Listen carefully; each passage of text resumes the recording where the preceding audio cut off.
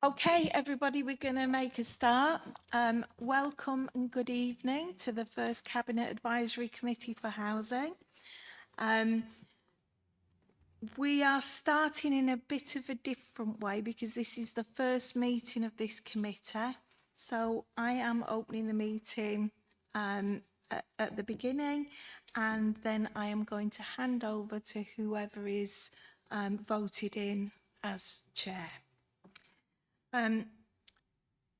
First part of the agenda is, I have to say, in the event of a fire alarm sounding, please leave via the nearest available emergency exit, which is where, Alexis? There and there, and we can that one as well, but they're probably the closest to. The two exits through this glass door obviously lead out to the main road, and these ones lead into the car park at the rear of Tower House. Members of the public are welcome to this meeting and are able to make their own recordings of the meeting using whatever non-disruptive methods they think are suitable. I would like to remind everyone present that this meeting is being minuted, recorded and filmed and made available to view in live and archive form through the Council's website. So if you are seated in the public gallery, it's possible that the camera may capture your image. And if you wish to avoid being filmed, it's recommended you make a member of staff aware who can direct you where to sit.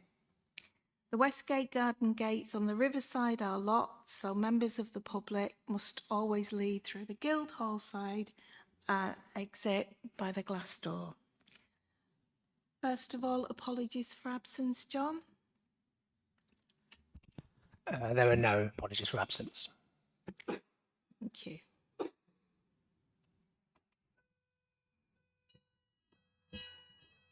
So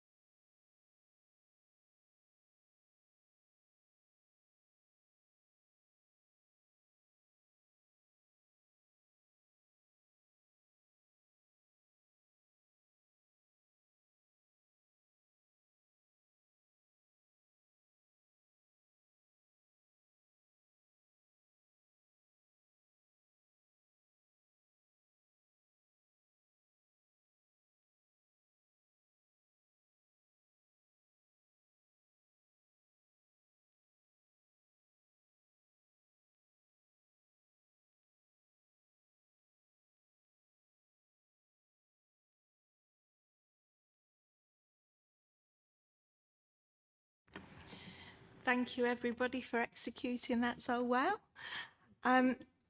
Item 2 on the agenda, John, is substitute members. Are there any? There are no substitutes. Thank you. Item 3 on the agenda is the appointment of chair and vice chair for this committee for 25-26. Could I have nominations for chair, please? Thank you. I'd like to nominate Councillor Pip Hazelton for chair. Thank you. And a I'll second that, please. Thank you. Are there any other nominations? Okay. John? We'll do a recorded vote, but we don't need to do it through the system, so we can just do a show of hands. So everyone who's in favour? Yeah, you do. Yeah.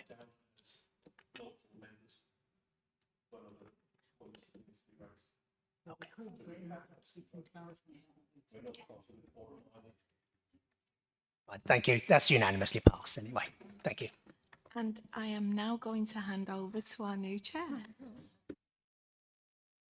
Thank you very much, and thanks everybody. Just to answer Mike's question about membership, but we'll clarify that I think during the terms of when we go through the terms of reference, which is coming up soon on the agenda. But thank you for that. In the unlikely event that we will need a vice chair for to substitute at this meeting, I think I'd like us to establish a vice chair. And so I'd like to invite nominations, and I'd like to nominate Councillor Beth Forrester. Do I have a seconder? I'll second that, please. Okay, thank you. Do we have any other nominations? No, okay, thank you. Can we do a similar? Thank you, John. So as before, all those in favour? That's unanimous. Thank you very much. That's great. So now then. So I now need to go on to declarations of interest. Have we had any declarations before the start of the meeting? None have been received in advance, Chair. Okay, thank you. Does anyone have a declaration of interest that they would like to put forward before we start the rest of the meeting? Marie? Just to declare that I'm a director on the Canenco board. Thank you. Okay, lovely. So can I just check that, have we got anyone has notified that they want to take part in the meeting today? No, there are no public speakers today. Okay, thank you. That's great.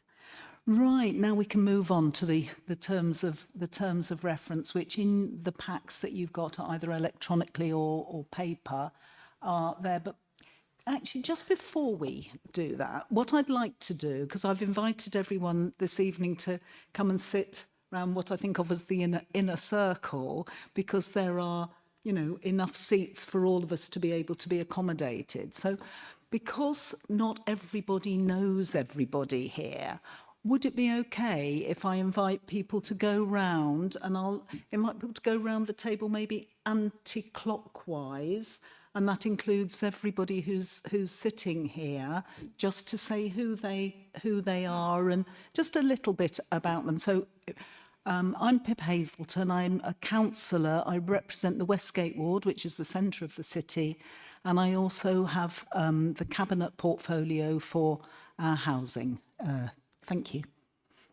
Hello, I'm Councillor Rachel Carnack. I am a Herne Bay councillor and I represent Reculver ward.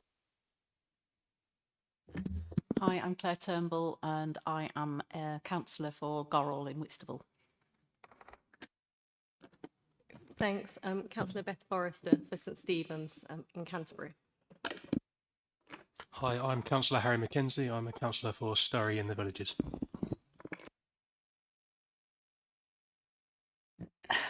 Hi, I'm Sheila King. I'm chair of the Resident Engagement Panel, also vice chair of the Communications Group, and I've been involved in tenant participation for over 30 years. Hi, I'm Mike Francis.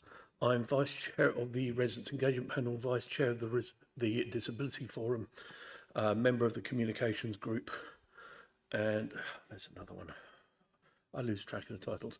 I've got in total about 8 voluntary titles within the council and have been involved in a couple of other roles as well.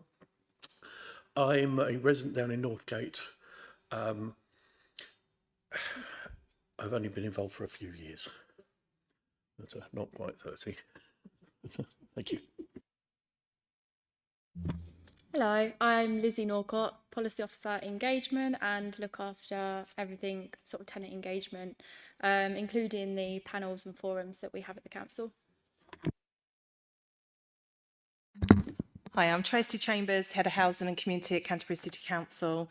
So part of my role includes our homelessness services, our kind of general fund housing services, along with our HRA tenant services. Thank you.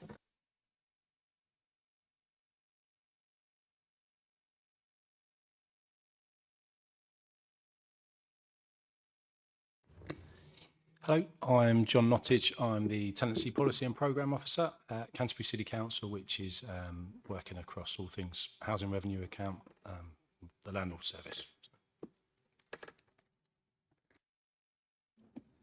Hello, I'm Alexis Jobson. I'm the Head of Facilities Management, so look after, amongst other things, all of the housing, repairs, maintenance and compliance. Marie Royal, Director of People at Canterbury City Council. I'm the nominated lead officer for housing, as well as enforcement, community safety, health and other agendas. Thank you. Hi, I'm John Hughes. I'm a Democratic Services Officer and I'm part of the team that helps facilitate these meetings. Hi, I'm Victor Dubrava. I'm one of the principal policy officers for engagement and consultation at Canterbury City Council. Thanks everyone. I just wanted to make sure everybody knows, that we all know one another. Thank you. Okay, so item 6 on the agenda are our terms of reference, and so I'd like to invite Marie to introduce them and any kind of opening remarks, and then once Marie's spoken, I'll open it up for kind of questions and any points that need to be raised. Thank you. Thank you, Chair. The whole purpose of this committee came about as a result of the regulatory judgment that was issued for the council. On the 6th of October, I took a report to Cabinet to update them on the inspection and what had happened. And this was prior to the judgment being issued on the 15th of October. Cabinet agreed for this committee to be set up, to be politically balanced, and more importantly, to have tenant representatives on this group to actually champion the voice of our tenants through this process. So the purpose of the committee is actually to oversee and scrutinise and do that check and challenge on the service improvements that we have lined up, so that we can meet the requirements of the consumer standards, but more importantly, so we can make sure that we improve our services to tenants. So you've got a paper, page 6 of the committee papers, which sets out the draft terms of reference that Cabinet agreed when they decided to set this committee up. So importantly, the role of this committee is to provide that support and challenge around service improvements that we've got planned and the progress that we're making against them, and also give assurance that the services work that's being done to meet those standards is happening at the right place and is being delivered in the way that we need it to. Importantly, obviously, the original terms of reference talked about having the chair of the resident engagement panel and vice chair as a sub.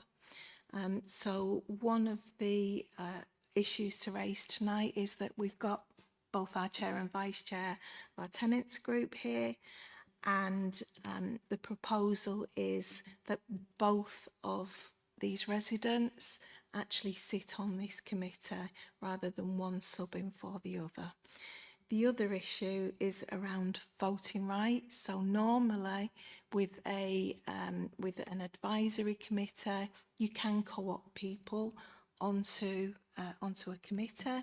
Normally they don't have voting rights, but this is a particularly different situation because we're talking about services that affect tenants, and I think it's really important that those tenants have the same rights on this committee as others and are able to vote as part of that process.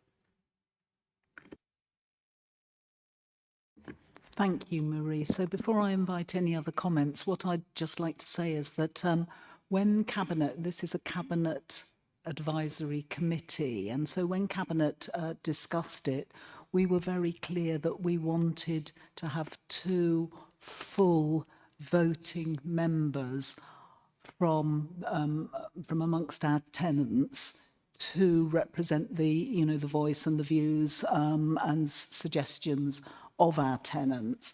And so in that spirit, I would be very pleased if we could get by general assent an agreement that we have 2 full voting members from the of tenant representatives to join the committee. It's not like inviting an expert in on an ad hoc basis to advise a committee. This is about having like full membership and full voting rights and representation. So if I make that as a proposal, could I have somebody to second that, please? Yes, I'll happily second that. Thank you. Is it okay if we just take a show of hands that people are happy with that as the way forward? That's lovely. Thank you. Thanks for clarifying that. Let me now throw it open for any comments on the terms of reference or any questions that you've got. Yes, Mike, please go ahead. You'll get used to me. I put my hand up, I'm sure, as the others know. Just during the introductions, one of the things that wasn't noted was people's, I mean, it's not of particular interest, but I'd like to know the political affiliations of the various councillors. Okay, that's really interesting.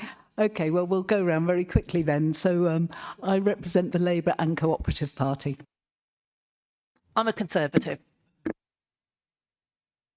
I'm a Green. Labour. I'm Labour and Cooperative. And our missing member, Steph Dupe, represents the Liberal Democrats. Thanks for that, Mike. It was more about seeing what the spread was than identifying particular stances. Yes, so I think it gets worked out simply by the number of in proportion to the number of members across the full council. So if it were a larger committee, there may be 2 members from one party and 4 from another, and our lovely colleagues in Democratic Services work it out for us basically. And then what happens is the leaders of each political group will speak to they'll agree who they wish to nominate from their groups to put them forward to sit on.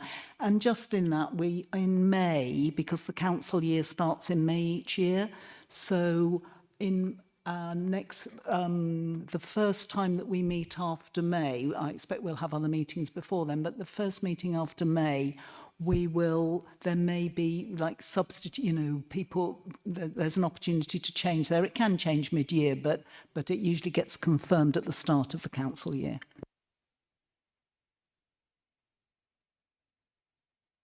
Any other comments about the terms of reference? Thank you. Yeah, on that, I just wanted to comment as well that generally in in this type of advisory committee where we're critical friends and we're offering scrutiny, we don't bring our politics to bear. So you'll find you might, we all have our own convictions, but that's not the point of these meetings. Council is where you'll see the showmanship. But these meetings are very much about trying to sort out problems in the council and making sure that we do our best job for our residents, not about playing politics. Yeah, thanks for clarifying that, Rachel.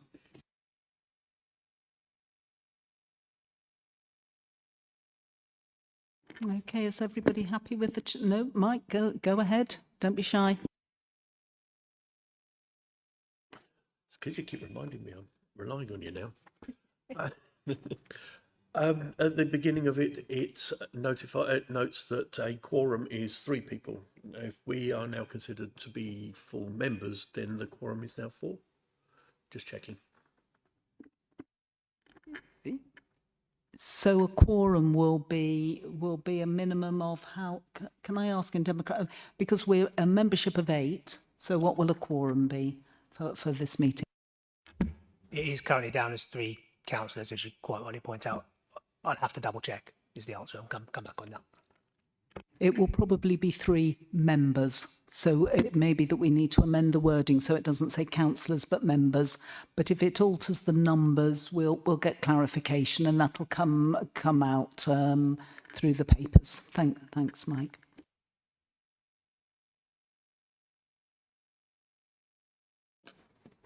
I had a question raised by a resident, actually.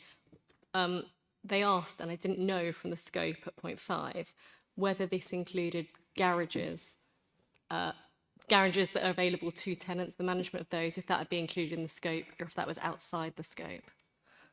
And if that could be clarified now and perhaps in the terms of reference. Thank you. I'm just going to look over at the officers there. In my head, it's particularly in relation to our housing services, and the garages are within the HRA. However, the particular focus is on the social housing regulator and the standards that are set by the housing regulator, and the garages don't fall within that. But I will just ask the officers to clarify that. Beth, thanks for the question.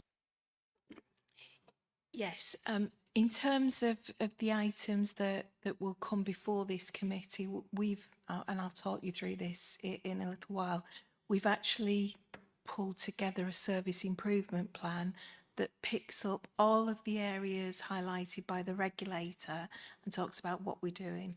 As Councillor Hazelton has said, the garages weren't part of that.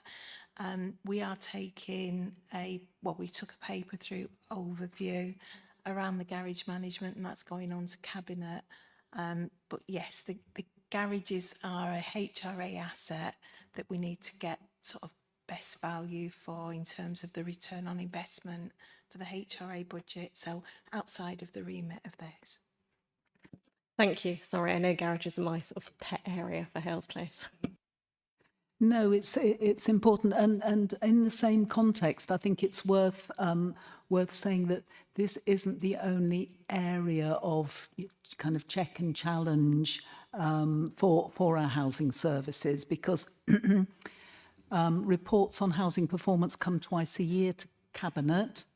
Audit Committee also have their opportunity. Scrutiny Committee in their forward plan. I think I've just checked with Rachel because she's the chair of our Scrutiny Committee. I think, there's a deep dive into the housing services once a year by Scrutiny. And then there's the East Kent Audit Partnership who are also involved and scrutinise and report back on performance. And then internally, as the Cabinet lead, I have monthly meetings with many of these good people and others on specific aspects of our performance within the housing portfolio. So garages clarified are outside of this meeting's remit, but certainly do have, you know, plenty of eyes upon them, you know, in other areas. Thank you. Yes, Mike, go ahead.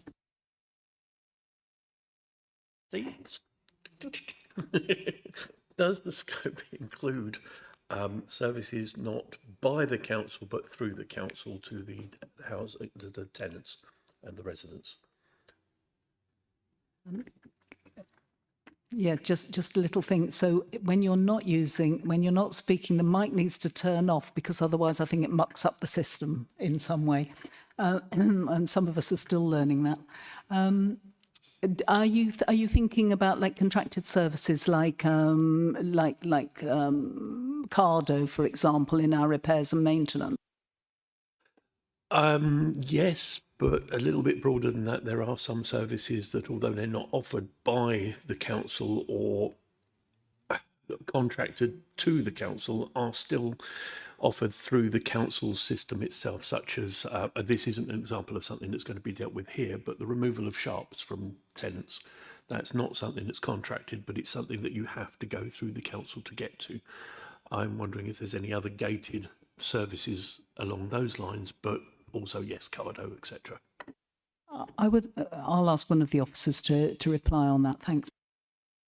So the performance and the contracted services, that would go through our normal performance route. So as part of our 6-monthly performance report to Cabinet, we report on contractors' performance and things. I think if you've got specific issues on subcontractors or other provision of services, then I would suggest raise that through REP, and we can pick it up through REP.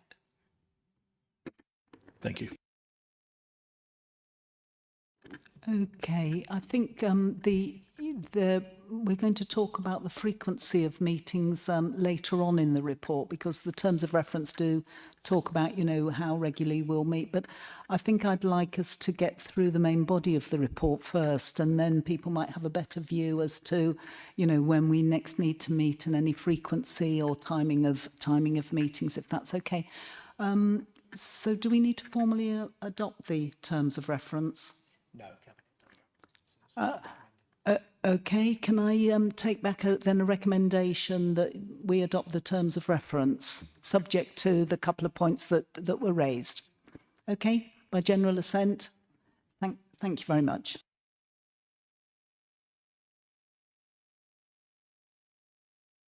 Okay, so the second main item is the report on the social housing regulator's judgment, and I'll hand over to the officers to introduce and talk us through that before we get into any questions and discussion. Thank you.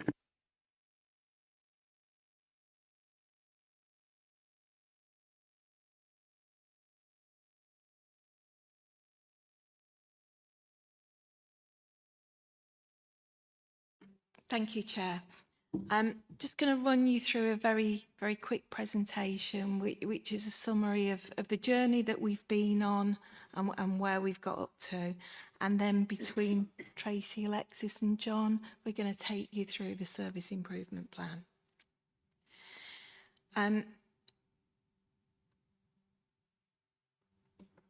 Can I just check? Can everybody see one of the screens? Okay, thank you. So as part of sort of national drives to improve the housing sector, the consumer standards were brought in from the 1st of April 2024, and they included a new set of what are called consumer standards. So they're any registered provider, whether it be a housing association, whether it be a local authority, has to show and meet these standards that have been set. The standards are around safety and quality, so making sure that the safety and quality of our tenants' homes meets acceptable standards, that we provide good quality homes, and that we're addressing issues.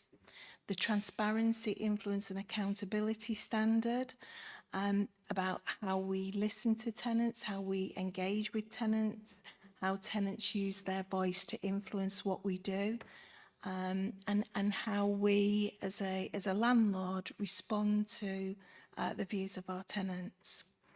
There's a neighbourhood and community standard, which again is how we look after our neighbourhoods. So it's thinking about our estates and our homes in the broadest sense, in terms of how we work with other partners to make sure that our communities are safe and good places to live. And then we've got the tenancy standards, so how we allocate and let homes, how we manage tenancies, how we understand our tenants and how we make adjustments to meet tenants' needs. And again, around tenant engagement, making sure that we offer a wide variety of engagement opportunities, but more importantly, that tenants can actually influence and change things for the better. You'll see in the report that there's just a little bit of context there on the regulatory judgments that have already been issued. And when you look at local authorities and you look at the judgments that were issued at the beginning of October, 4 local authorities were given C1, 17 C2, 31 C3, and 3 local authorities were given C4. Now, these ratings are basically whether you meet the consumer standards or not, or whether you're failing at consumer standards. And you'll see that the majority of local authorities actually fall into that C3 rating. The inspection process itself, way before we were notified of the inspection, we started to do some self-assessment work internally. So we were looking at the consumer standards, we were looking at how we met them, were there any gaps, and things that we needed to improve. And one of the messages that we had when these standards were introduced was, if you're unsure, if you think you are not meeting the standards, then tell the regulator, let us know in advance. And it's always better to be open and transparent. So, especially John here, worked very, very hard at pulling together the consumer standards, and within each standard, overall, how many? Yeah. 21 required outcomes, about 100 specific expectations. So I don't know whether you heard that, 21 required outcomes and over 100 expectations across all of the standards. So this is a massive piece of work. When we did the self-assessment, there were a couple of areas that we thought actually we're not meeting the standard. And these were around information that we hold on our tenants, so knowing all the needs of people living in our properties, information on our homes, you will be aware from previous meetings, information that we inherited from East Kent Housing was not of a good quality. And one of the key things that we needed to do was stock condition surveys to get an up-to-date assessment of our homes in terms of their quality, in terms of what was needed so we can do future investment plans. And progress on the stock condition surveys and our ability to report on decent home standard was not happening as quickly as we wanted it to, or as it should have been. And we obviously had the issue that we've been reporting through committees around response to complaints. We've done a lot of work on responding to complaints, a lot of work driving sort of performance up, but we're still not where we want to be. So on that basis, we actually did a referral, self-referral to the regulator to say up front, look, these are our areas of concern, we're highlighting them to you, just so that we were being transparent. We were notified that we were going to be inspected in April. and the inspection actually took place in July of this year. And that that period between the notice of inspection and the actual inspection happening, it was a massive job in terms of providing evidence, documents, information, links to documents, and over 300 documents were actually supplied during that sort of evidence gathering process. The regulator, as well as coming down for face-to-face meetings, actually watched some council meetings as well. So they watched a cabinet meeting. We gave them a link to the scrutiny meeting, which was on housing. The audit meeting, which had a focus on compliance. So links were provided and they watched those as live stream meetings. They also came down to one of our rep meetings and were welcomed by tenants and sat as an observer at that meeting. They didn't give very much away while they were there, but it was a lively meeting and very engaging as always. They also came and they worked from Tower House for 2 days and took part in several interviews with officers at different levels, all the way from chief execs to team leaders, with the leader of the council and our portfolio holder, and a panel of engaged tenants as well. And the latter interviews, which were on the asset side, actually took place at the regulator's offices in London.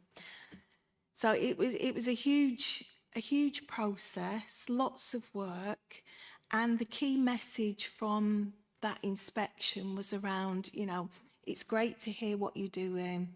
What we need you to do is give us the assurance of what's happening, when it's happening, how it's happening.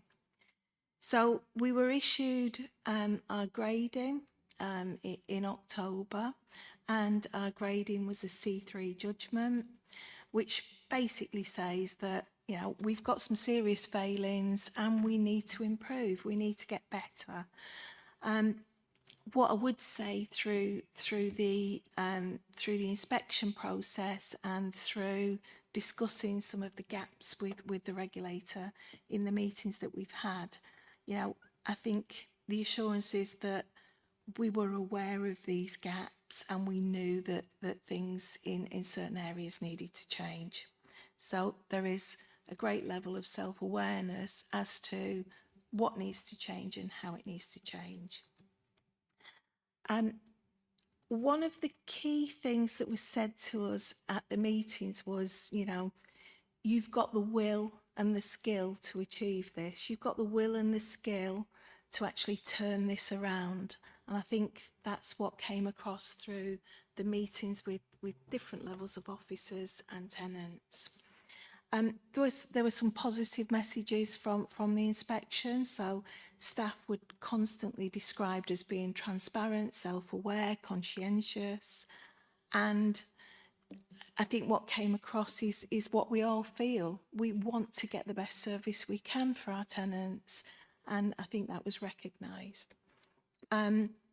We have a programme in place to complete stock condition surveys.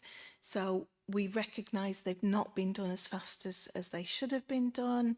We recognise that actually we need to change tact and do it differently.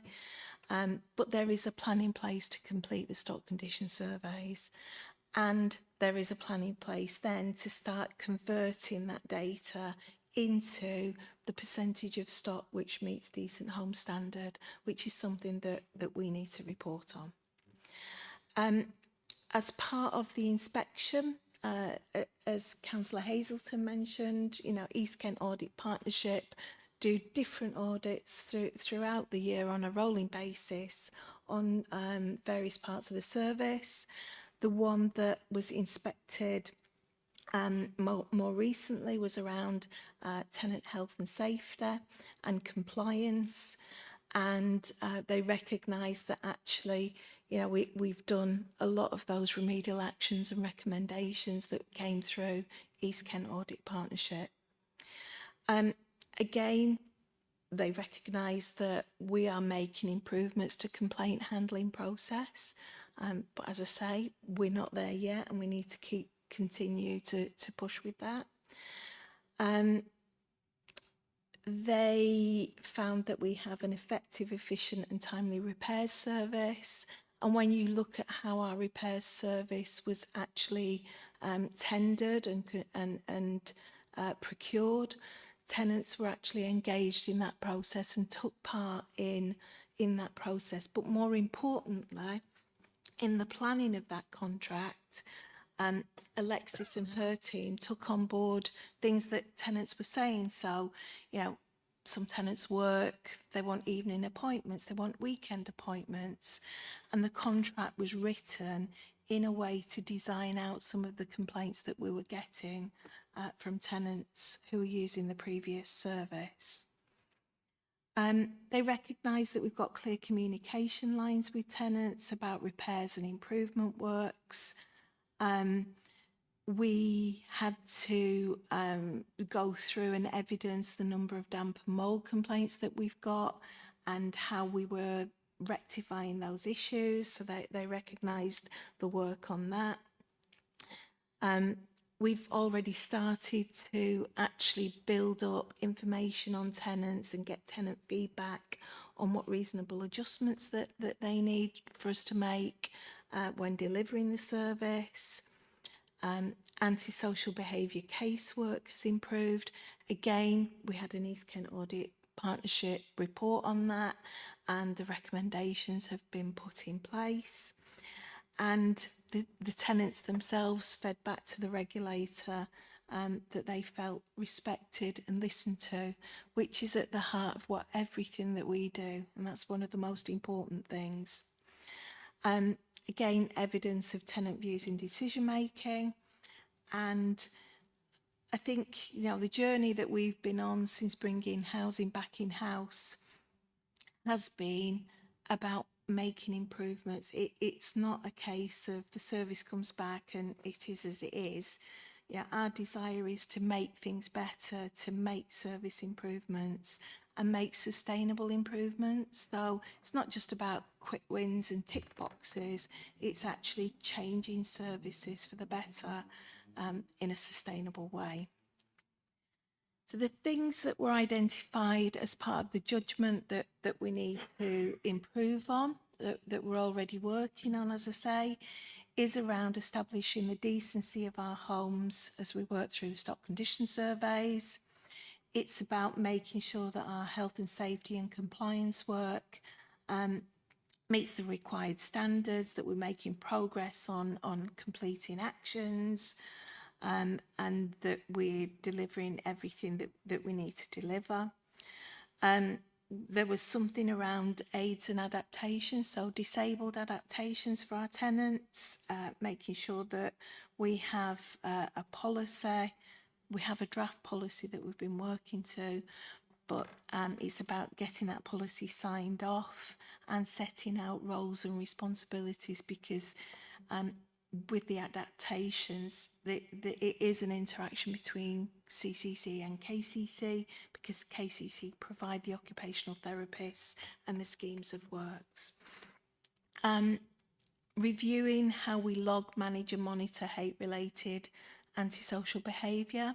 So we've made some adjustments in terms of how we're recording that, and you will see in the Cabinet report and the performance report that we're actually reporting on that now. So that's something that we've already achieved. As I mentioned about improving tenant data and using it to make adjustments, we've started collecting that data.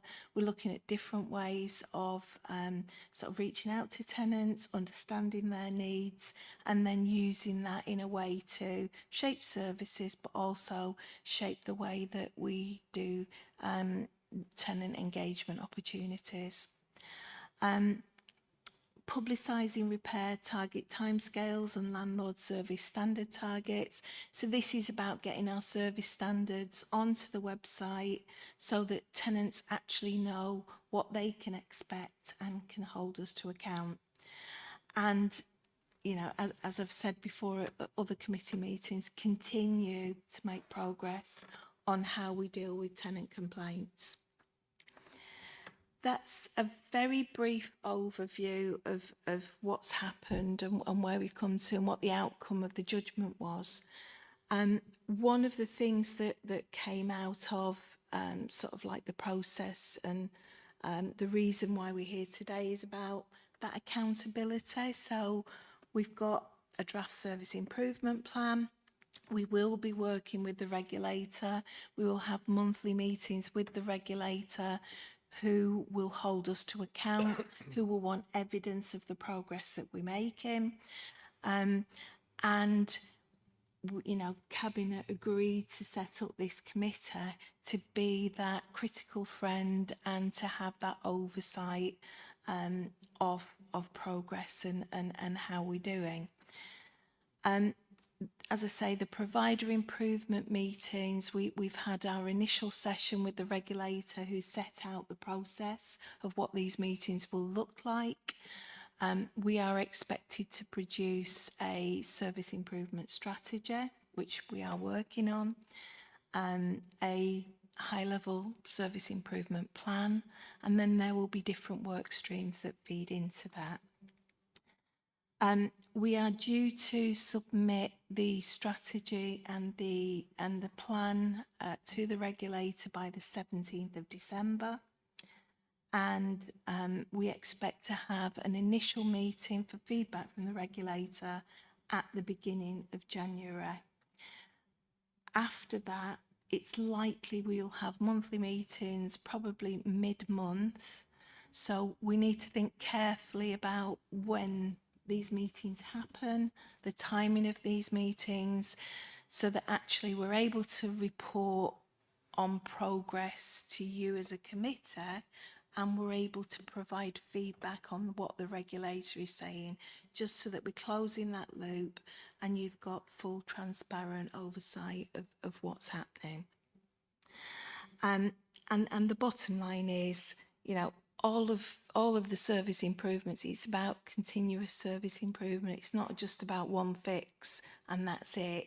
It's about continuously looking at what we do and how we do it, but more importantly, using tenants' voice and influence to shape what we do so that we're getting things right and we are delivering the best service we can for our tenants.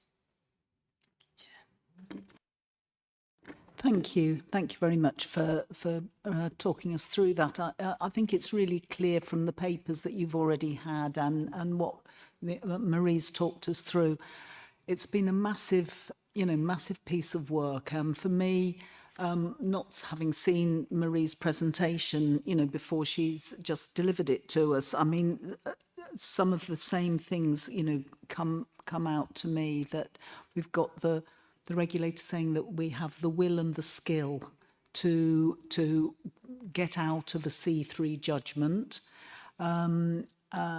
It's not where we want to be, and I want this committee to be able to meet frequently enough to be able to give feedback about, how quickly and positively things are going and to make sure that things are embedded.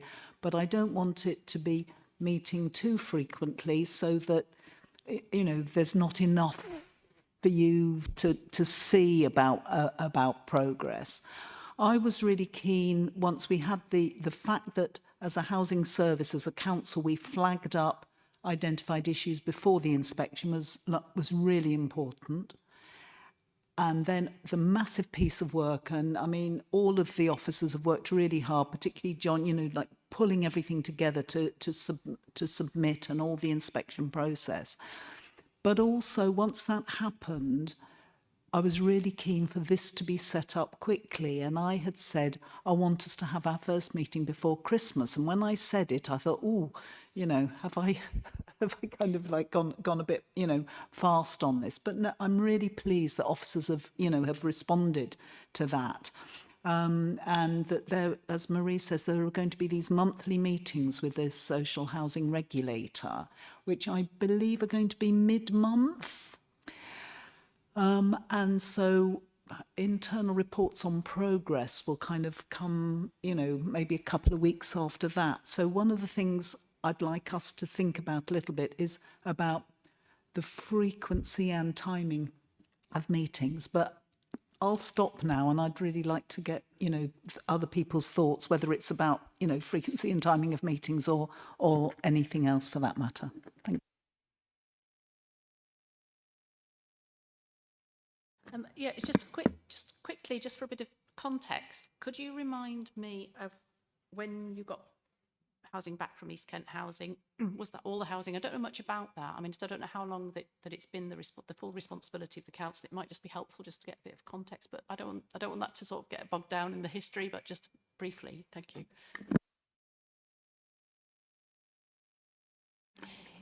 Yeah, it was October 2020 that housing came back in-house, and you know, at that point of transfer, we were slap bang in the middle of COVID.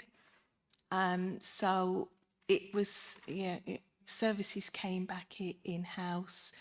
We had the COVID to deal with as well. We then had a whole-scale council reorganisation. So there was the massive change programme, the model of delivery changed, and that was, you know, a huge amount of work during that period. We then had the cyber incident, which took place, which again impacted services and how things were delivered.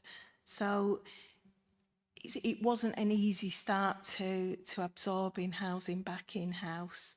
But I think the thing is, we've got through all of those challenges, and I think one of the strengths is that actually our tenants have been on that journey with us, and it was the priority when housing came back in that we actually focused on tenant engagement first, and those relationships were built up. And I think, you know, we inherited a lot of really good staff who came across through the TUPE process, who joined the council from East Kent Housing, and we did a lot of recruitment into new roles as well.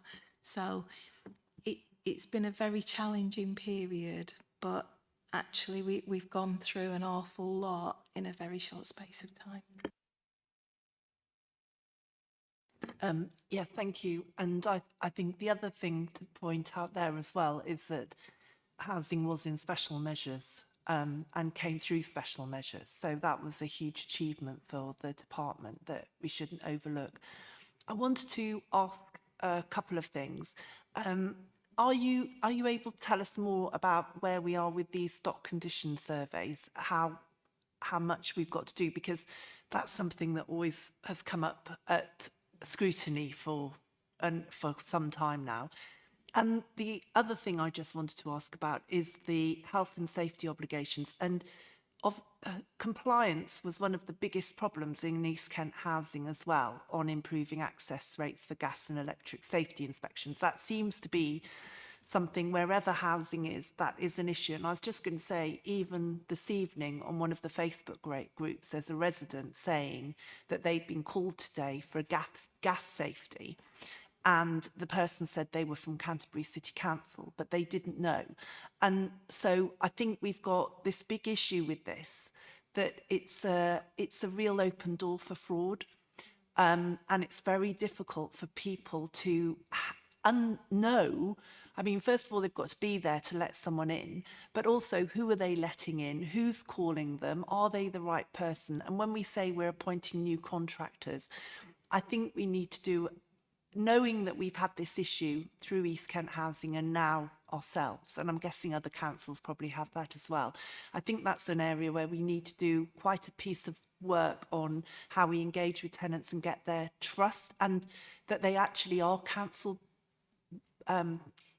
council contractors going in, and because I think it must cause so much confusion for people, and yet, you know, often someone will just say, I don't want you coming into my home, which then causes us a problem because we're unable to do the health and safety. So we're getting way behind on that. So I think that's, for me, that is something that's been continuous and is still an area where we're struggling on the tenant engagement.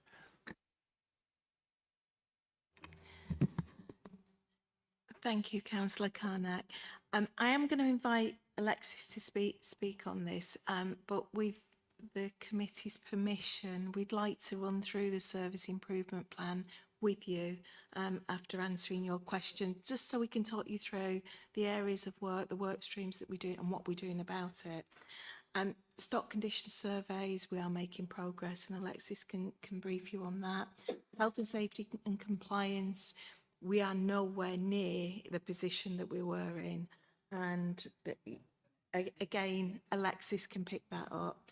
And yes, no access is a major issue, but again, we've got some plans on that. So Alexis, could I?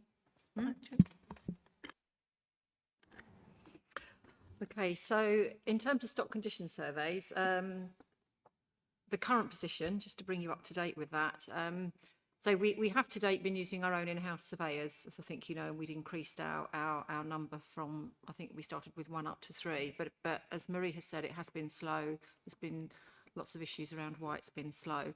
So we've taken the decision to go externally to a company called Savills to complete the last batch of surveys for us, and we're just on the verge of getting them out and about on the ground to do that. The in-house surveyors are going to focus on dealing with those properties that we haven't been able to get access to, and we have about 34% of those that we've surveyed or attempted to survey that we haven't been able to get into. So let me try and put those numbers together. So the total number of surveys that we've attempted to do is 58%. Of that 58%, 34% we haven't been able to get access into, so that's quite a high number. We have made some progress though recently in terms of how we're doing that, and we are now offering evening and weekend appointments, and we're also looking at the letters that we're sending out to tenants. We're giving ourselves a bit more flexibility about how we carry out those surveys and when we do it, and doing more door knocking in, and actually getting some success on that. So we're already starting to change the way we do things to try and improve that access. So in terms of the number we've got left to do, we've got just over 2,000. We've given about 1,200 of those to Savills to do, and we have a number that have been done but are that need to be uploaded onto our system. So that makes up the remaining about 890. So we've got a mixture. We've got those that we've done and are in the system. We've got those that we can't get into and we're trying to get into. We've got those that we're giving to Savills, and we've got the rest that are handwritten notes that we're putting onto the system in the next couple of weeks. So we should start to see some really big improvements in those numbers. We've committed to doing it by July. We will have it done by July. Audit. Health and safety audit, yeah. So the auditor is happy with the progress we've made on the actions out of the audit. Vast majority of those have been completed, and they won't be coming back to check on us. They've already done their follow-up. In terms of the hard to access properties on those with the EICR and gas, you're right, that's still a problem. Although we are at our best level to date on the gas, we have made progress on that. The electrical checks are still a problem. What we have been doing and working more closely with our in-house teams, with our case teams and locality teams, is about doing phone calls, doing door knocks, and approaching it from that way, but also looking at our letters. We've been working with the communications group, and there's more to do on that in terms of what we're writing in our letters. As you were saying, Councillor Carnac, it's about building that trust and about what we're saying in those letters. Are we giving the right information out? Are we making tenants feel safe that these people are coming into their homes? I was aware of the one that you spoke about today. It was about a fire inspection, and we've investigated that, and I think Rob, our press guy, was going to put something back out about that because we are concerned about that.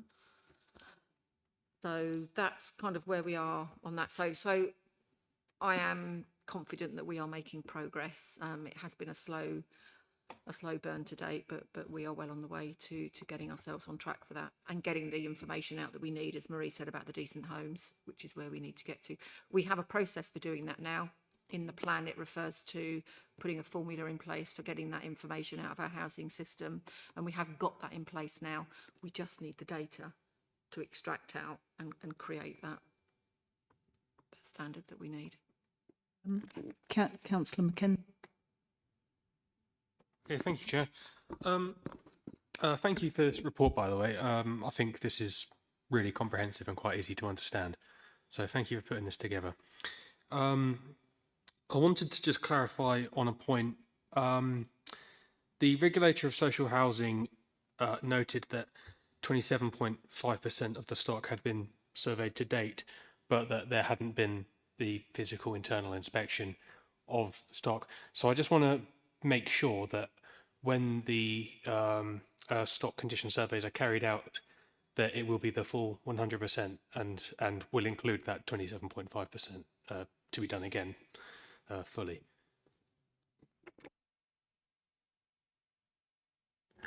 The 27% that were done internally. They were full proper surveys. The stock data that we had previously were what we call clones, so was not every single property entered into, but we are entering and attempting to enter into every single property. So yes, we will. And then once we've completed, we will start again because we do it on a 5-year rolling programme. Okay. Okay. Thank you. Would now be a good moment to start going through the actual service at high level service improvement plan, and then we can take once we get to the end of each section, I think I'll stop if that's okay and ask for comments, and we'll work our way through it like that. Thank you. Thanks. So what we've done is we've separated out the different standards and what we need to meet with those, and then we've put in there an update as well where we are. So on our safety and quality standards, this is about making sure that we've got all our stock condition surveys, and from those we understand our decent homes and how many of our homes meet those decent home standards. So they're kind of the key things on there, along with having our asset management strategy so that we've got a longer term plan for investment, making sure that our contractors are delivering the services that they should do in line with their KPIs and having that oversight and that contract management. Also, we need to publish and adopt a repairs and maintenance policy. So that's one of the key things in there, along with our adaptations policy. So they're kind of the key things within that part of our, obviously big things, but in the safety and quality standard, they're the key things that we're looking at. And you'll see down the side kind of updates on where we are with everything. I won't read through all of it, otherwise we'd be here all night, but that's kind of a bit of an overview on that bit. That was a comment. Okay, thanks, Tracy. So in terms of the safety and quality standard and the actions under that, on which mainly on page 21 and 22 of your pack. And you can see on the right hand, because it's the first time we've started looking at this, you'll see the action where we want to get to, and a comment as of kind of this month about where the council is at. And then in the final column it says status, and you can see it's like red, we're choosing a red, amber, green, a traffic light kind of thing. And this is a kind of officer sort of self-reporting of where we feel, where officers feel we're at. So have people got comments on that? Mike? Just a small comment. Black and white printout doesn't really show red, amber, green very well. Thank you. Apologies. Okay. That's something that maybe we can try to we can try to fix for future meetings. Apologies for that. I wouldn't worry too much about it for the first meeting, but thanks for pointing it out. Thank you. I had a question about the first box or the first row on page 22. Apologies, it won't make that much sense to those without the online version. But there's only one box in that final column of status, which is the amber box. I didn't know if there should be a second box for the SCS and decent homes data. Yeah, and do we know what colour that would be? Okay. Thank you. Sorry, I wasn't sure if I was reading it wrong or... Thank you. And Councillor Turnbull. Thank you. There's no sort of timescales on, well, there is a date for the stock condition surveys, but there's no, generally no timescales for this. Has the regulator given us a time period in which they want to see these improvements? Thanks. Yes, and that's the piece of work that we're undertaking at the minute. So we have this was our draft. So this was we started on this before the inspection. We fed into this the outcome of the inspection. We now need to turn this into a strategic plan and then a smart action plan underneath. So it's work in progress at the minute. We thought it was right for this meeting, for the first meeting, to present what we've done so far. But for your next meeting, there will be smart objectives, there'll be timelines, there'll be lead officers. It will be, far more trackable for the next meeting. Sorry, I just meant a sort of more overview. Is there a sort of, they're expecting improvements that they will come back and then rejudge, where we're at in a year or in 2 years or 18 months or any sort of sense of that? So what they have said is we need to come up with our timescale. They're not giving us a timescale. We need to be realistic about what we can achieve and when we can achieve it by. We will be collecting evidence and data that's going to be presented to the regulator at each of these provider meetings that happen.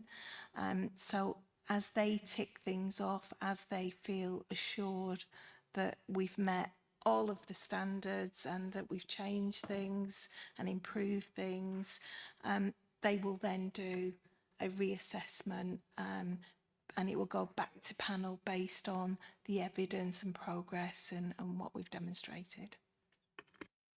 Yes, and so just before I come to anyone else, so they're in a sense deliberately saying, set your own kind of targets, but clearly part of this committee's job will be to look at that, the SMART programme and the leads and where we find that there are blockages. Obviously, what we're hoping to see is improvements across the board, but I think being realistic, what we will see is that some areas will improve pretty quickly and hopefully be embedded, and that we will then be, in a sense, less interested once we know that they are embedded, but there will be other areas that are maybe, stickier and that we need to look at.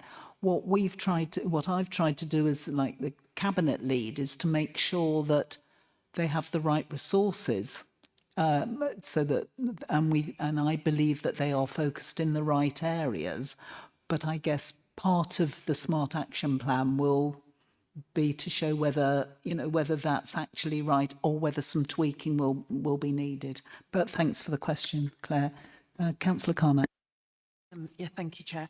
I wanted to ask about complaints handling, because I'm sure for all of us as councillors, this is probably the biggest area that we come across, because by the time people come to us, they're usually really at the end of their tether and very frustrated or upset. And I think it would be good to understand the policy, for everyone to be able to understand the policy on complaints handling, because I think it says here agreed timescales, but I'm never sure what the timescales are, and I think a lot of tenants aren't aware of the timescales. And I think also, I think it would be interesting to know what the timetable is for, I know some of them are already in green, the status, but on actually how we improve our complaints handling. And I think, you know, about time and great that the CRM system is now being tested, and hopefully that the whole point of the restructuring as well is to make a big difference in that area. But I really think that there is a lot of time spent going around complaints handling rather than dealing with complaints.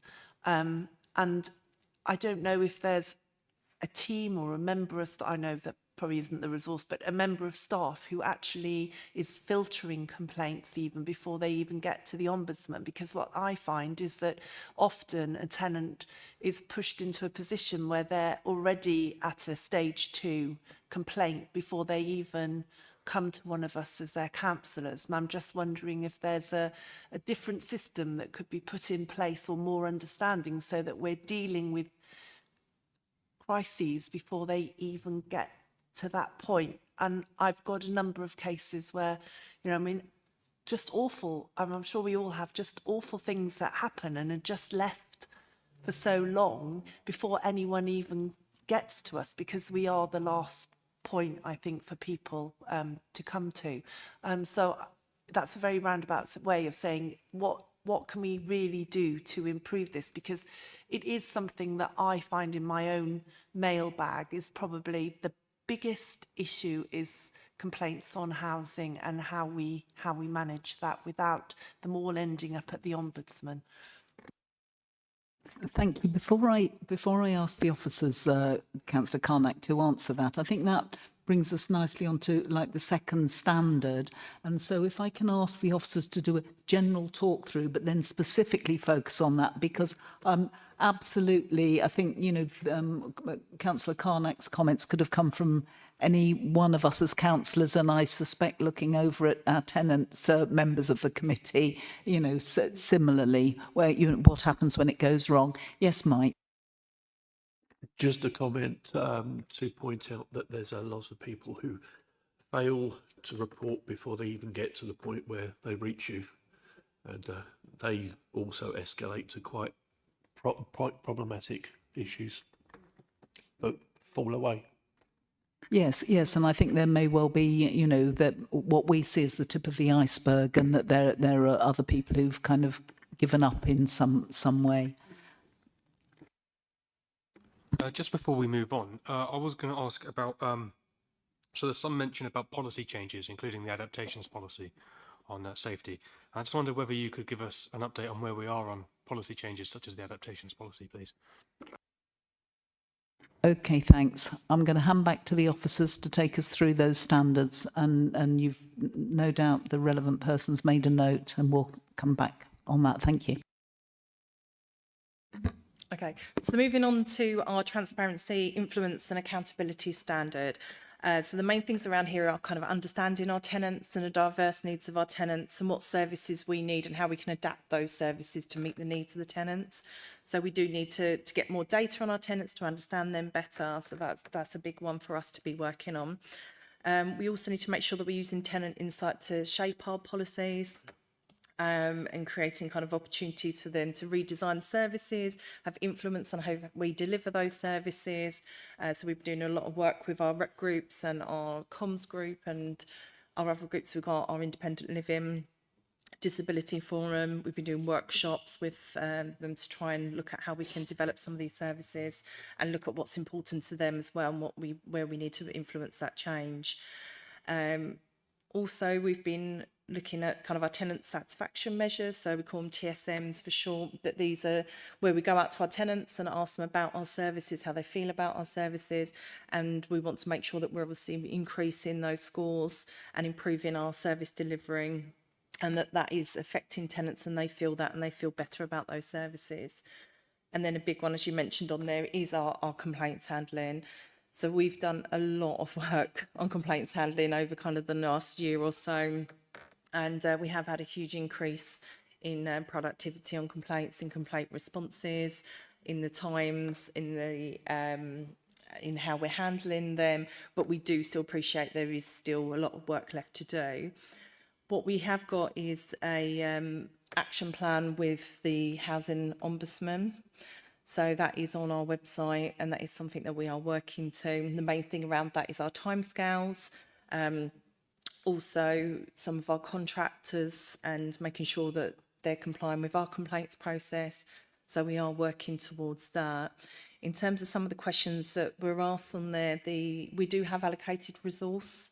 So we do have a resource of staff that will filter the complaints that are coming through along with the councillor and MP inquiries and make sure that they're given to the right services for response. They also monitor those responses, and they will chase staff to make sure that those responses are going out in time. We do have a weekly meeting, a management meeting on a Monday to go through what have we got, what's outstanding. We do make sure that those statistics are also sent over to PIP as the member responsible for complaints. So we have oversight on a regular basis on those. We've got a new system, PlaceCube, that is actually going live on Monday. So staff have had training. What this will do is give us even more oversight as management to see what complaints are outstanding, what's happening with those complaints, making sure that if staff are off, that the heads of service can see that something needs to be done, and to be able to keep track on that. We've put a lot of additional resource into complaints. We've trained more people up to be able to answer complaints. We've provided complaints training as well to all staff to make sure that people understand what a complaint is, to make sure that we're being compassionate in our responses. We've also done a lot of work with our complaints compensation policy, so that's now in place as well.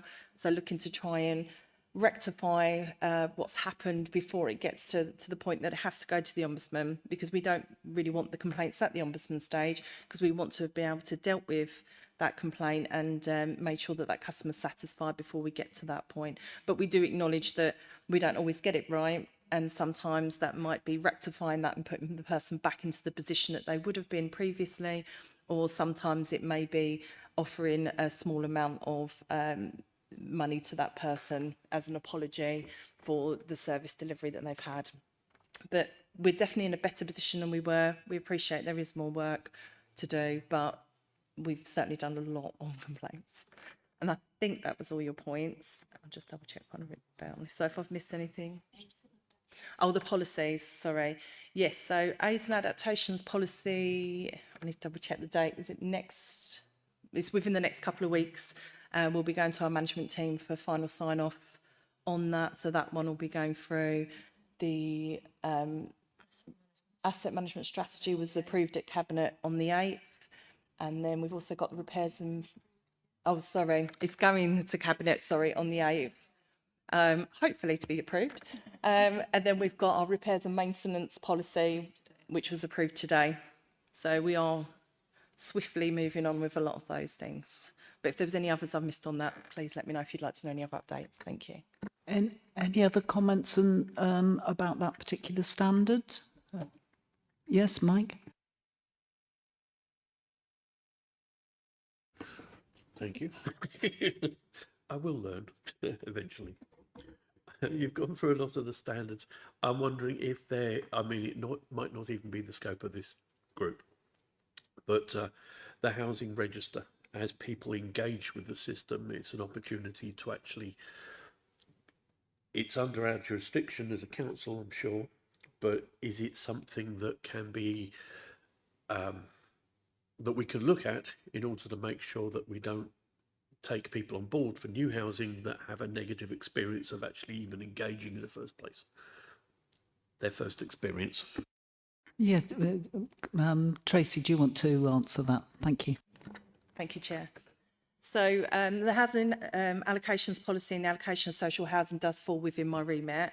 I know we had a conversation at REP, didn't we, about doing some of this work. So we are looking at that, and we are looking at our allocations policy, and we will be reviewing that at some point, which we can certainly look to get people involved in that. We will do a consultation anyway.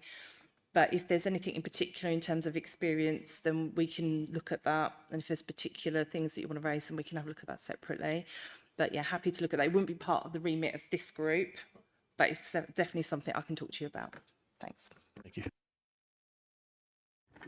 Okay, are we okay to move on to the third standard, neighbourhood and community So back to you, Tracy. Thank you. Thanks. So this standard, some of the things we need to look at is making sure we've got effective management of our and safety of our shared spaces. So these are kind of around our estates and making sure that people feel safe in their community and we're doing the right things to manage that. Also is managing the antisocial behaviour, so making sure that our policies are all being adhered to and that we're managing it in an appropriate way. And as Marie mentioned, kind of around our hate crime, we are making sure that we're getting that recording in place and carrying out kind of recommendations that we had from the East Kent Audit Partnership. And yeah, and then just we've got a new neighbourhood management strategy is being developed to look at kind of noise nuisance and the recommendations that we've had from the Housing Ombudsman. But yeah, this is mainly around kind of antisocial behaviour and shared spaces. Thank you. Okay, thank you. And any questions or comments? No? Okay, thank you. Can we have a look then at the fourth and final standard, which is tenancy? Thanks. Thank you, Chair. So this one's around looking at making sure that we're letting our homes more efficiently. So it does feed in, as we say, to the allocation of homes. In particular, looking at our voids, we know that there needs to be improvement around our void times, and actually we have seen a significant improvement, and we'll be reporting that back to Cabinet on our performance on that. But making sure that we're letting those in the right time, that we're letting those to the right people. We're also looking at a redraft of the tenancy strategy and tenancy policy, so making sure that that kind of adheres to all best practice. We want to make sure that our tenancy sustainment service is obviously delivering the support that it needs to support our tenants in their homes. When we're reviewing that currently and looking at the offering that we've got to make sure that it's fit for purpose and that tenants are being assisted in the right way, along with our assisted moves programme, which we've reactivated, and we've got people that are working with our tenants to move those that are in larger homes that need assistance to move on. And then making sure that we've got a programme of tenancy audits. So we are doing tenancy audits, but increasing that and making sure that we're getting the right information and using that to understand the diverse needs of our tenants a bit more and identifying what their needs are. And alongside that, making sure that we're detecting fraud and utilising our kind of new fraud service that we've got with Ashford Borough Council, which is really good. Thank you.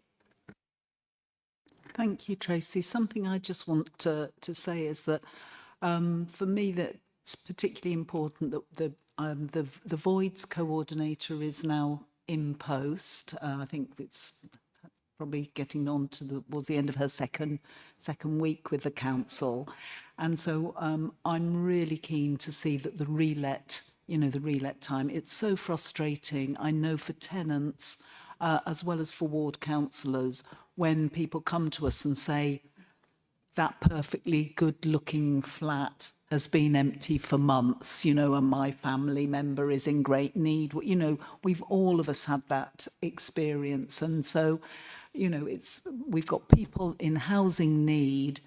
It's not good for the community around for properties to lie empty, and also it's not good for our housing revenue account because we're not getting rent coming in for every week that's empty. So I'm really pleased that there is a sort of a work stream focus on that.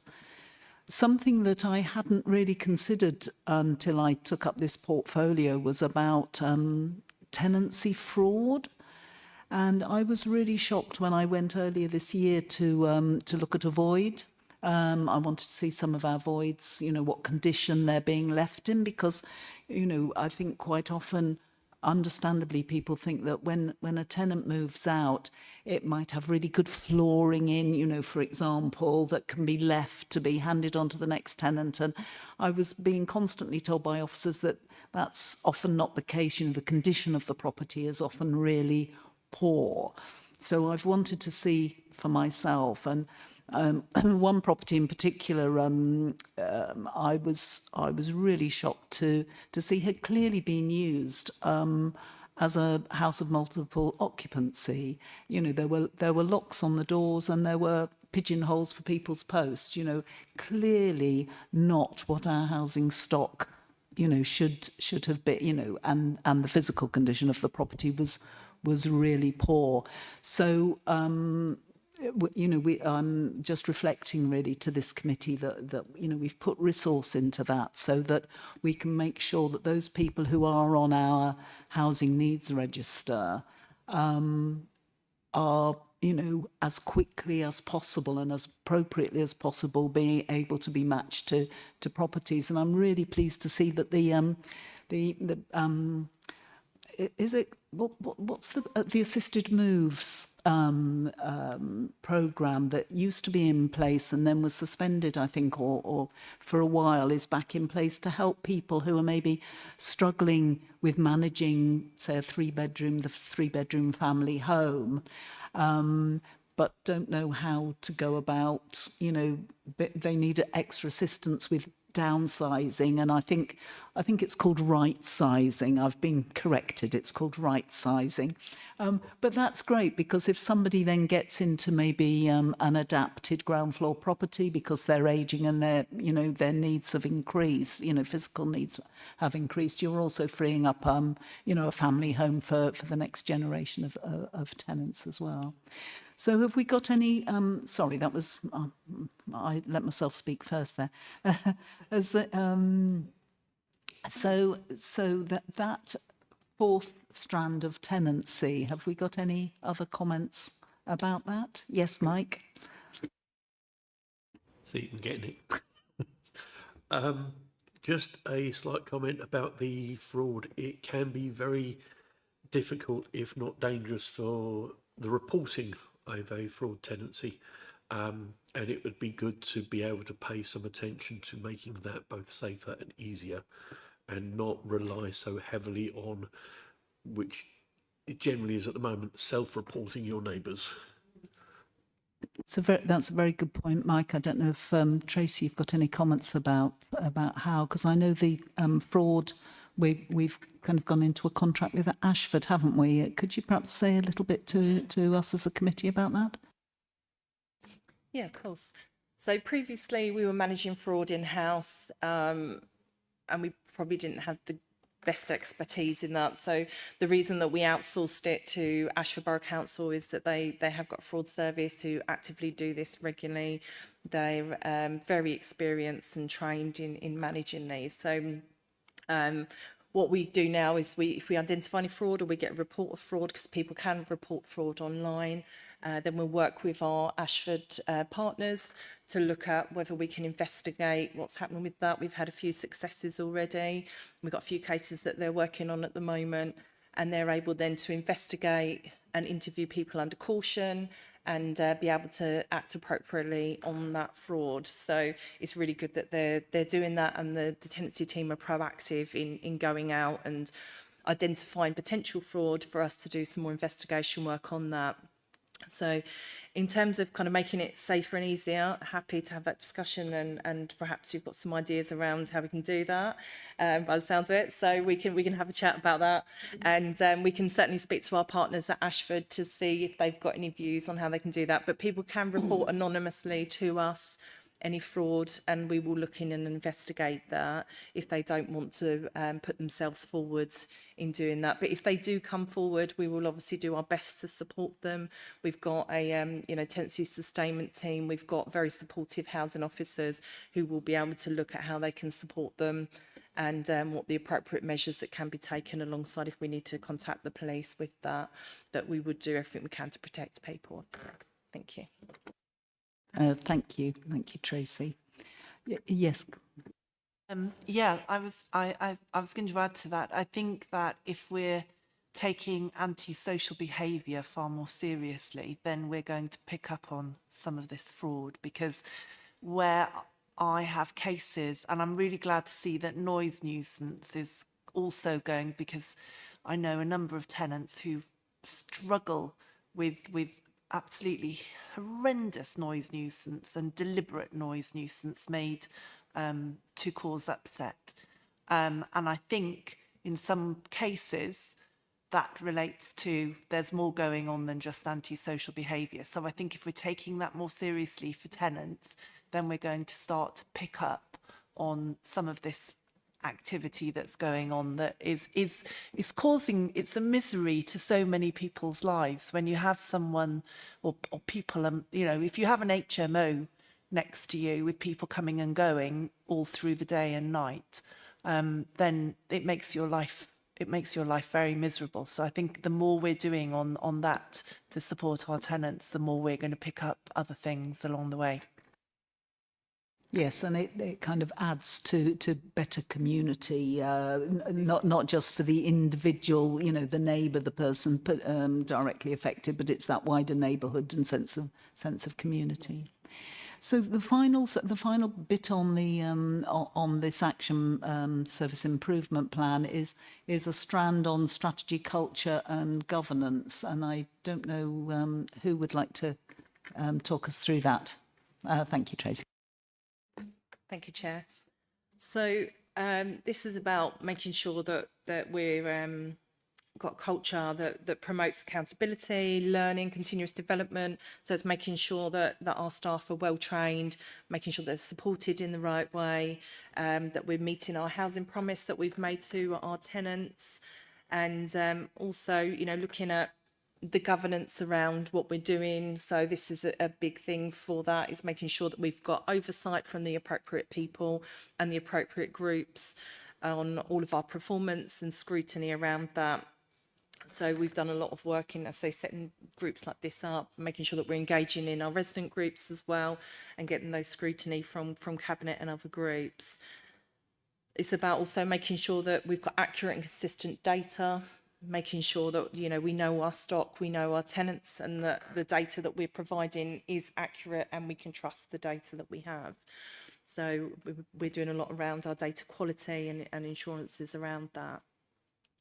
And also our policy framework. So we have gone through, and John did a presentation actually with REP, and some work around our policy framework and making sure that they're aware of where we've got our gaps, what we need to do, and also engaging with the residents to see what they're interested in and what they'd like to see and be involved in, and what things we perhaps do some workshops on and what things we work on separately. So just making sure that we've got some oversight on that, and that we can do something that's not just doing it for doing sake, that we're actually doing something that's constructive and means something, and it's meaningful to the residents and tenants as well.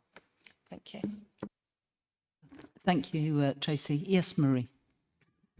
And just to sort of closing remarks on this, you obviously see there's an awful lot in that action plan. Not all of that is what the regulator picked up. What the regulator picked up was, you know, the things that I included in my slide, but we've gone that extra mile because we did that self-assessment. We recognise the areas for improvement.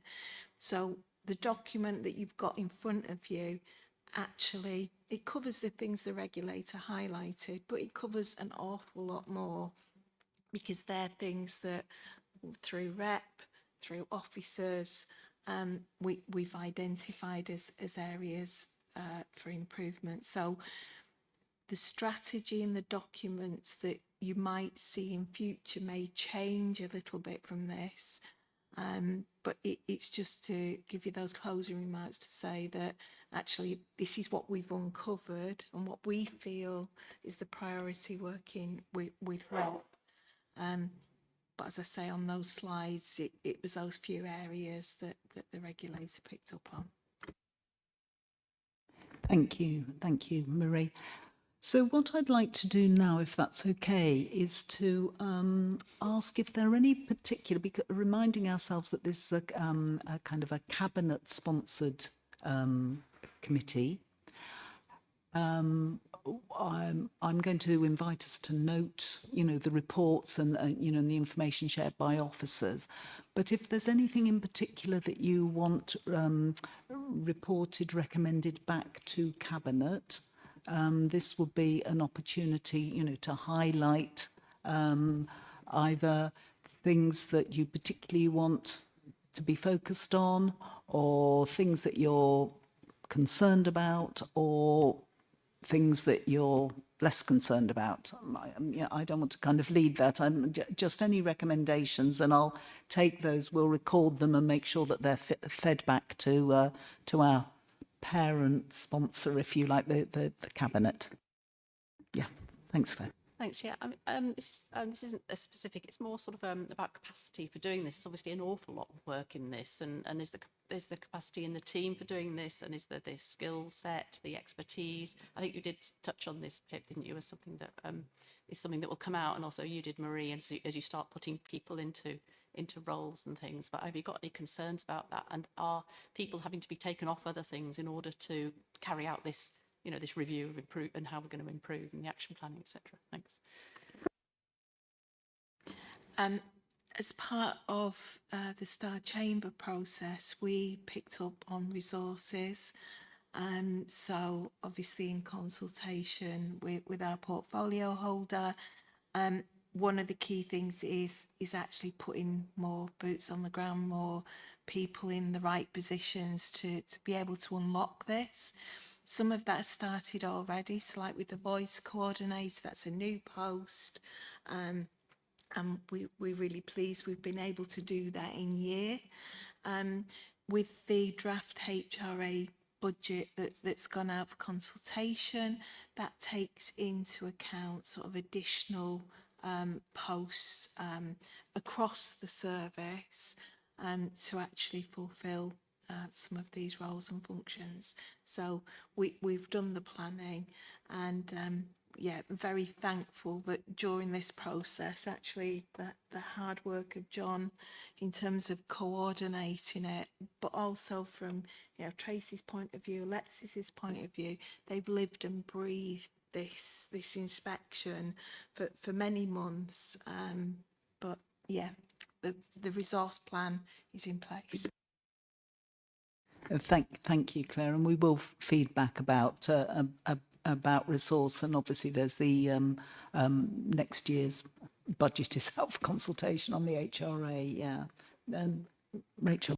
I think obviously the strategy is being submitted by December the 17th, so I suppose really we need to wait for that feedback, don't we? Because we've sort of had an overview of that strategy this evening, and so really what we need to know is that feedback from the regulator and then how the council's going to respond to that and what needs doing.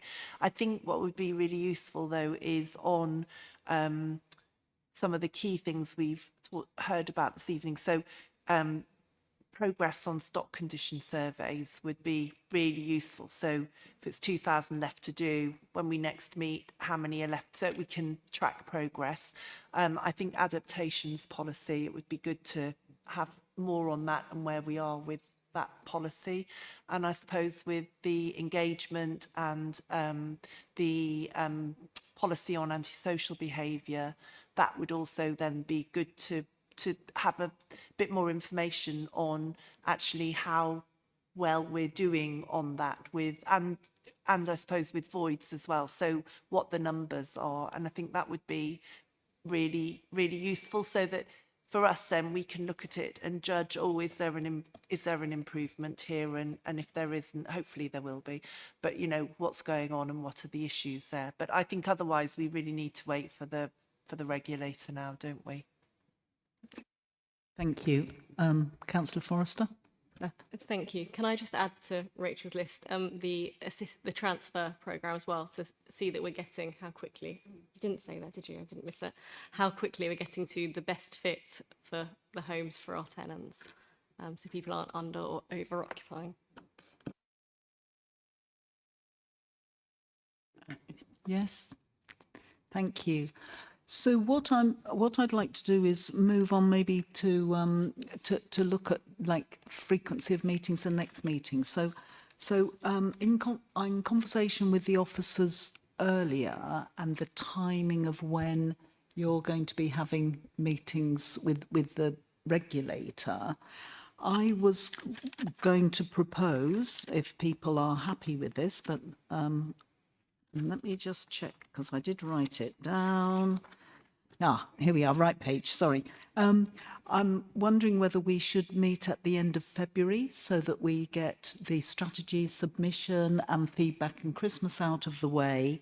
And then there will be a January and a February meeting with the regulator, and that we could then get an update on progress towards the end of February. And then I was thinking 2 months after that, which would probably bring us round to the end of April. And then maybe we might be in a position to move to meeting quarterly, in which case that would probably bring us towards the end of July. So if I'm getting nods from the officers, if I've got that timing proposal from the officers right, yes, they're nodding, so that's good. I just wanted to get a sense. I mean, the fact that all bar one of the committee has been able to meet this evening suggests to me that with the appropriate notice, a Thursday evening at this time would be an appropriate time to meet. Are people happy with us looking to schedule a meeting towards the end of February, towards the end of April, and then progress dependent end of July? Harry, Councillor Mackenzie? So just to confirm, would be that would be the last Thursday of the month on each of them, would it?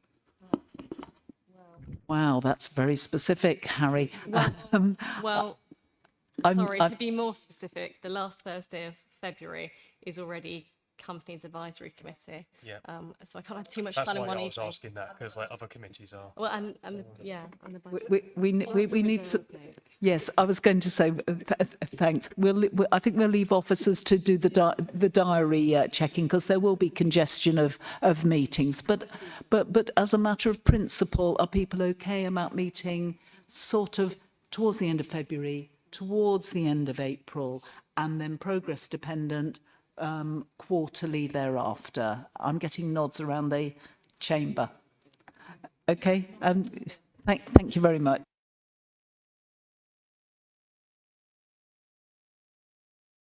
Okay, thank you very much for that. So we've noted, you know, the officers' reports and the comments that will go back to Cabinet. Thank you ever so much. We got any urgent business to conclude? So that's the end of the meeting, and I'll thank everyone very much for coming and for your contributions, and I'll close the meeting at 8:45. Thank you.